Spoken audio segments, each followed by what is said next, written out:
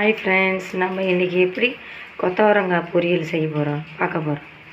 அதுக்கு தேவையான பொருட்கள் 2 ஸ்பூன் கல் உப்பு எடுத்து வச்சுருக்கேன், 1 ஸ்பூன் மஞ்சள், 1 டீஸ்பூன் கடுகு, கொஞ்சமாக கொத்தமல்லி எடுத்துக்கிட்டேன், பெருங்காயம் எடுத்துருக்கேன் கொஞ்சமாக, 4 டீஸ்பூன் எண்ணெய், வறுத்த மல்லாட்டை எடுத்துருக்கேன் அரைக்க, அதை கூட 4 காஞ்ச மிளகா வச்சுருக்கேன், குண்டு மிளகா, வெங்காயம் 4 சின்ன சின்ன வெங்காயமாக 4 எடுத்து கட் பண்ணியிருக்கேன், பூண்டு 1.5 பூண்டு எடுத்து உரிச்சு வச்சுருக்கேன், 3 தக்காளி, கொத்தவரங்காய் 1/4 கிலோ எடுத்து வச்சுருக்கேன். வாங்க எப்படி செய்யலாம் பார்க்கலாம். ஸ்டவ் ஆன் பண்ணிக்குவேன். கடாயை வச்சுட்டேன். இது காஞ்ச பிறகு எண்ணெய் ஊற்றுவோம். கடாய் நல்லா காஞ்சிச்சு. இதில் எண்ணெய் விட்டுருவோம். 4 டீஸ்பூன் எண்ணெய் விட்டுருவோம். இது நல்லா காஞ்சதுக்கப்புறம் கடுகு போட்டு பொரிய விடுவோம். நல்லா காஞ்சிச்சுப்பா. இதில் கடுகு போட்டுருவோம்.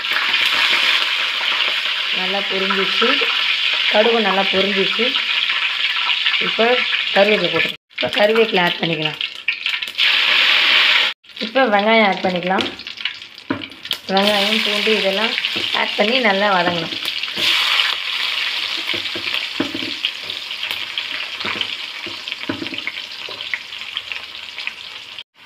இதை நல்லா அப்படி தொலைவி விட்டுட்டு இதில் உப்பு, மஞ்சள், பெருங்காயத்தை சேர்த்துக்கலாம். பெருங்காயம், உப்பு,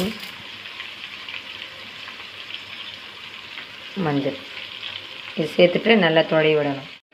நல்லா தொலைவி விட்டுருங்க. இது நல்லா ஃப்ரை ஆகணும்னு இதை கூட தக்காளி ஆட் பண்ணி கட் பண்ணி வச்சுருந்தேன். தக்காளி ஆட் பண்ணி வெங்காயம் வதங்குற கேப்பில் நம்ம இந்த மல்லாட்டையும் மிளகாயும் அரைச்சிடலாம் ஃப்ரெண்ட்ஸ்.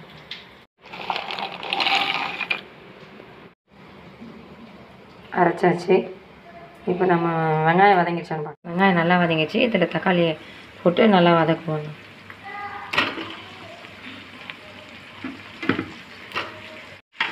நல்லா கிண்டி விடுங்க.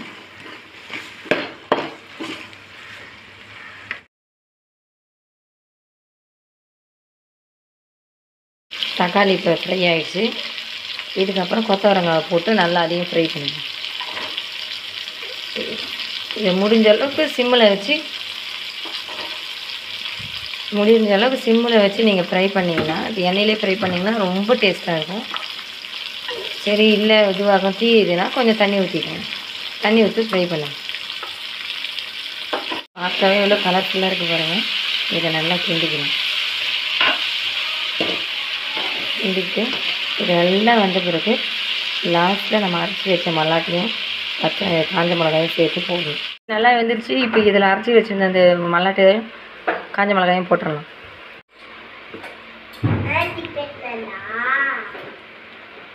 இதில் நல்லா கிண்டி விட்டுக்கிட்டு ஒரு 2 நிமிஷம் கழித்து ஆஃப் பண்ணிடலாம். அவ்வளோதான்.